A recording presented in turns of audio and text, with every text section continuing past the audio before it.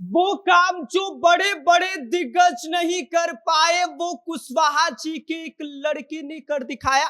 जी हां, हम बात कर रहे हैं सम्राट चौधरी की, जिन्होंने बिहार में आज एक नया इतिहास रच दिया है। वो भाजपा जो आज तक मुख्यमंत्री की कुर्सी से कोसों दूर थी, मुख्यमंत्री की कुर्सी पर अपना मुख्यमंत्री बैठाने का सपना सजाए बैठी थी, वो आज पूरा हो गया है। सम्राट चौधरी को बिहार का नया सीएम बनाया गया है, जिसके बारे में आगे हम आपको सब कुछ विस्तार से बताएंगे। लेकिन उससे पहले नमस्कार, मेरा नाम विष्णु है और आप देख रहे हैं जनता जंक्शन। सबसे पहले बात उस ऐतिहासिक पल की जब सम्राट चौधरी ने आज बिहार के 24वें मुख्यमंत्री के रूप में शपथ ली। ये सिर्फ एक शपथ नहीं था, बल्कि बिहार की राजनीति में एक बड़ा टर्निंग पॉइंट था, क्योंकि पहली बार ऐसा हुआ है जब भाजपा का कोई नेता बिहार का मुख्यमंत्री बना है। अब तक भाजपा एनडीए में किंग मेकर की भूमिका में थी, लेकिन अब खुद किंग बन गई है। इस बदलाव ने पूरे राज्य की राजनीति को हिला कर रख दिया है। समर्थकों के बीच जश्न का माहौल है, ढोल नगाड़े बज रहे हैं और सोशल मीडिया पर इस वक्त एक ही नाम ट्रेंड कर रहा है, वो है सम्राट चौधरी का। इतना ही नहीं, बिहार को पहली बार कुशवाहा समाज से मुख्यमंत्री मिला है, जिसकी वजह से पूरे कुशवाहा समाज में खुशी का माहौल है।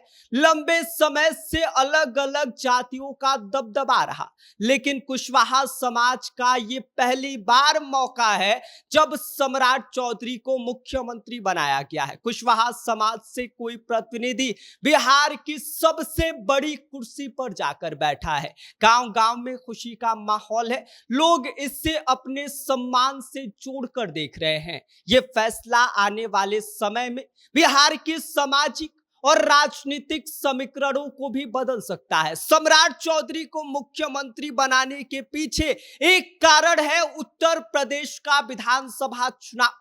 विधानसभा चुनाव 2027 को साधने के लिए सम्राट चौधरी को मुख्यमंत्री बनाया गया है, क्योंकि भाजपा को यह बात अच्छी तरीके से पता है कि बिहार के साथ साथ उत्तर प्रदेश में कुशवाहा समाज का अपना एक अलग दबदबा है, अपना एक अलग जो है वो वोट बैंक है, और उस वोट बैंक को अगर पूरी तरीके से अपने पक्ष में कर लिया गया तो कई समीकरण प्रभावित हो सकते हैं। अब ऐसे में आपको बता दें कि जहां एक तरफ बिहार में यादव समाज से आने वाले लालू यादव जैसे दिग्गज मुख्यमंत्री बने, यादव जी का दबदबा रहा, जिन्होंने लंबे समय तक राजनीति को प्रभावित किया, जिसके बाद नीतीश कुमार जो कुर्मी समाज से आते हैं उनका दबदबा रहा। उन्होंने विकास और प्रशासन जो है उसमें अपना एक अलग पहचान बनाया, एक अलग जलवा, उनका एक अलग लेगेसी देखने को मिला।